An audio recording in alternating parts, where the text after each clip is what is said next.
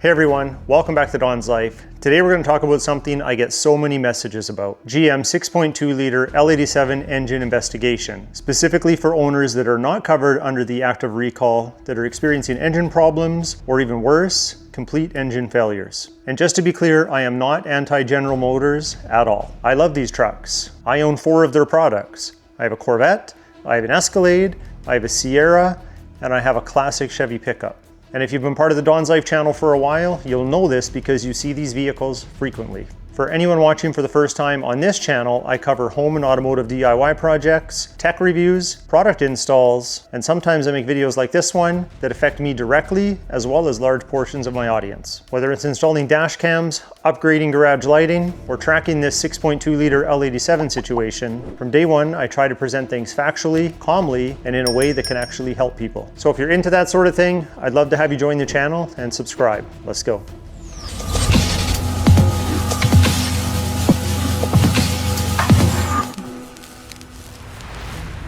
So let's quickly recap where we are today.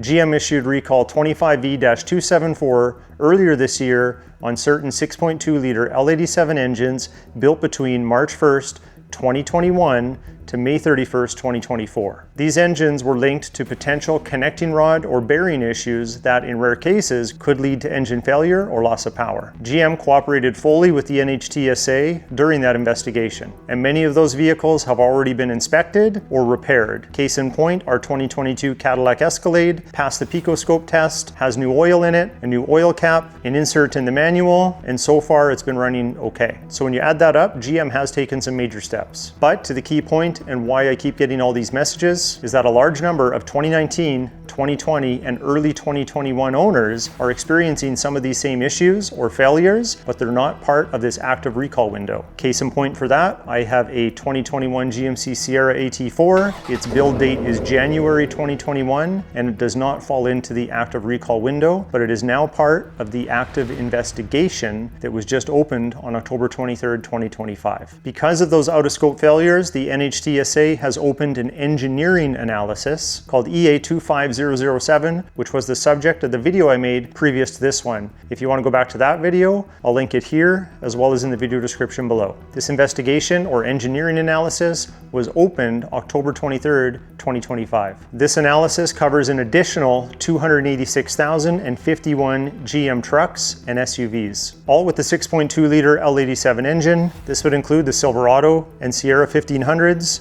the 21 to 2024 Tahoes and Suburbans, 2021 to 2024 Yukons and Yukon XLs, and of course the 2021 to 2024 Cadillac Escalades. Now I want to preface this by saying that getting into the numbers is tricky because not everything is reported. Some stuff's reported to the NHTSA. GM doesn't necessarily report everything, especially in real time, to the NHTSA. So the latest numbers that I have is there have been 1,157 bearing failures, with 173 of them coming from vehicles that fall outside of the recall window. As of today, the investigation is still open with no expansion and no closure. It's just an ongoing engineering analysis. So this isn't abstract for me. My 2021 GMC Sierra AT4 with VIN ending in 208158 is not part of the active recall, but it is part of this engineering analysis or this investigation. And I know many of you are in the exact same situation, which is why I'm getting a lot of these messages. I drive my truck daily, I tow with it,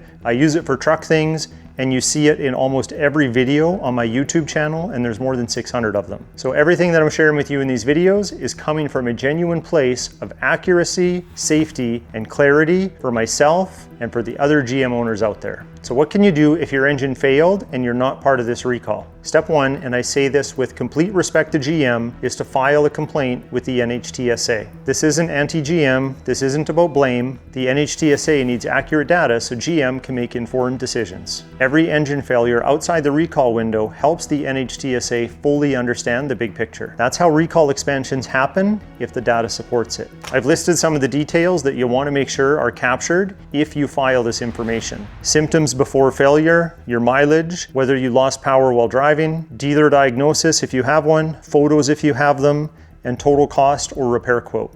I'll leave a link in the video description below of where you can file this information. Next, you can open up a case with GM Customer Care, not just your dealership. Dealers don't have the authority to approve goodwill engine repairs, but GM Corporate has a lot more influence. And in some cases, GM has been known to help depending on mileage, service history, or a safety concern. So if you make this call, you want to explain that you experienced a sudden engine failure. Confirm that your model uses the 6.2 liter L87 engine, and you're aware of the NHTSA's open investigation EA25007, and explain that you're requesting assistance with diagnosis or repair. And most importantly, and my best advice, is to just keep the conversation calm. GM has to follow processes and they benefit from accurate information too. And the next one's very simple, and it goes without saying, but document everything. Tow bills, dealer diagnostics, photos, service history, and any mention of low oil pressure, knocking, or loss of power. This helps protect you today, and if the investigation eventually leads to a recall expansion. If GM reimburses owners later, and this happened in other recalls, then documentation is everything. So if you end up paying for an engine repair or an engine replacement out of pocket, ask for the cause of the failure in writing, a parts inspection report, photos of the damaged components, and any notes specifying that it was a rod bearing failure if that was the diagnosis. This might feel tedious, but it's important. If GM or the NHTSA issues an expansion later, you'll have the information you need for reimbursement. Now, if you're in the situation that I am, where your engine's still running fine but you're worried, then I have some tips for you on what to watch out for. Listen for knocking and ticking sounds that weren't there before. Keep an eye on your oil pressure. Any sudden dips are going to be noteworthy. This one's happened to me a few times. Rough idle. Usually it's from a cold start, and if I turn the vehicle off, open the door, close it, wait a second, start the vehicle again, it'll usually go away and then won't happen for months later. I'm not sure if that's an electrical issue, but it just seems that the timing is off and then I have a rough idle. This may have happened to you as well.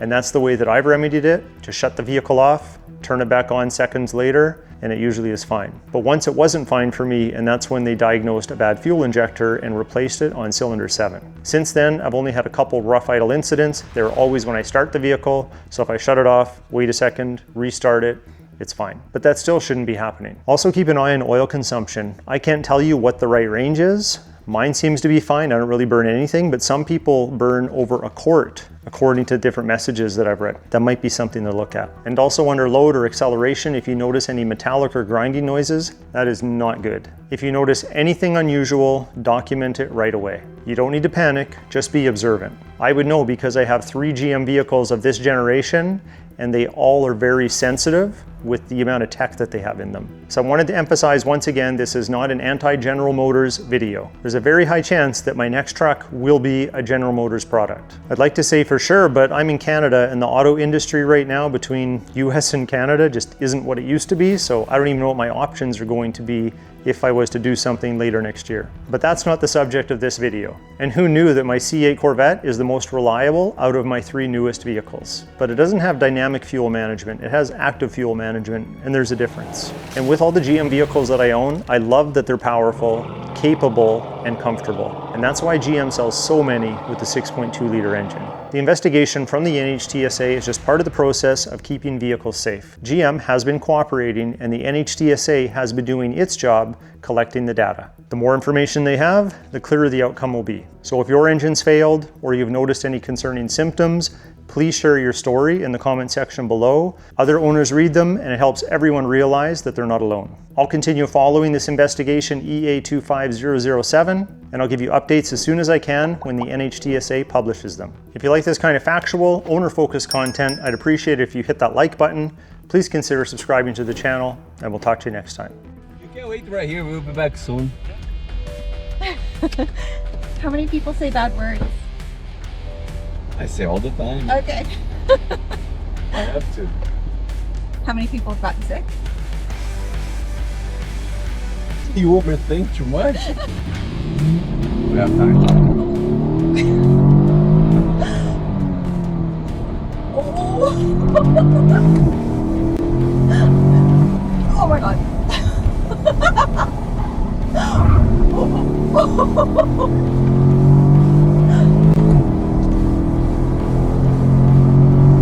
There's no candles in here.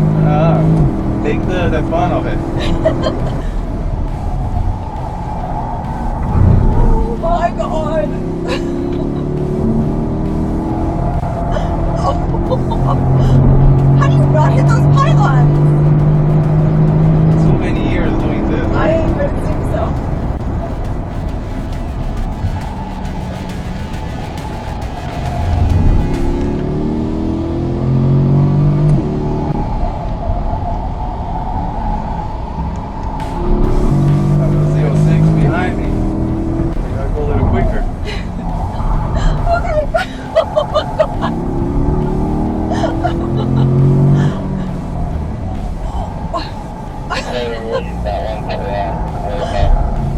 god. I don't know how you do not hit those pylons. I'm in awe of your driving. They move. Oh. Oh.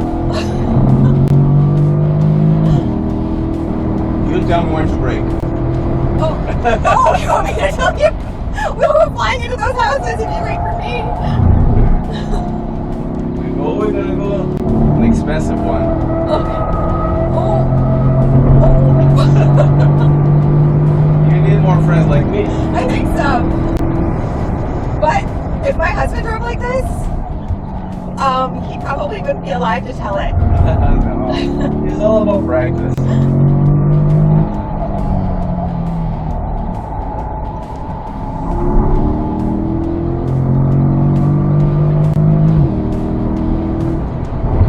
Fun. Oh, yeah, it's fun. I don't know how F1 drivers and NASCAR drivers can do that every single day. Practice too much. When you practice something too much, I guess. it increases your skills. That was fun. It's fun. Yeah, it was fun.